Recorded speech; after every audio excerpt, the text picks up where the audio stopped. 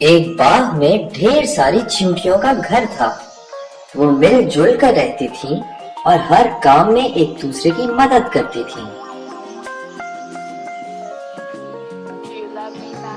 जब किसी चींटी को बाग में खाने की कोई मजेदार चीज मिलती तो वो फौरन बाकी साथियों को बुला लेती और सब मिल बांट कर खाते। एक दिन कहीं से एक टिड्डा उछलता कूदता इस बाग में आ गया। टिड्डे को गाना गाने का बहुत शौक था। वो पत्तों के साए में बैठ गया और गाना गाने लगा। अचानक इसने देखा कि चींटियों की एक लंबी कतार चली जा रही है। हर चींटी ने अनाज का एक दाना उठाया हुआ है और बड़ी मेहनत से इसको अपने घर तक ले जा रही है। टिड्डा बहुत हैरान हुआ।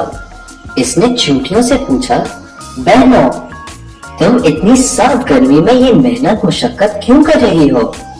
यहाँ छांव में आकर बैठो और मेरी तरह आराम करो। आओ, मैं तुमको एक खूबसूरत गाना सुनाता हूँ। चींटियों ने टिड्डे को समझाया, भाई टिड्डे, सर्दी के मौसम में खाना ढूंढना मुश्किल हो जाता है, इसीलिए हम सर्दियों के लिए खाना पहले से जमा कर लेते हैं।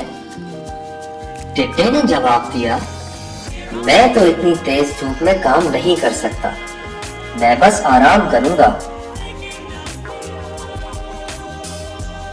जब सर्दी का मौसम आया तो टिड्डे को कई दिन तक कुछ खाने को नहीं मिला।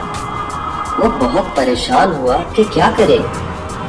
फिर इसे अपनी दोस्त चींटियों का ख्याल आया।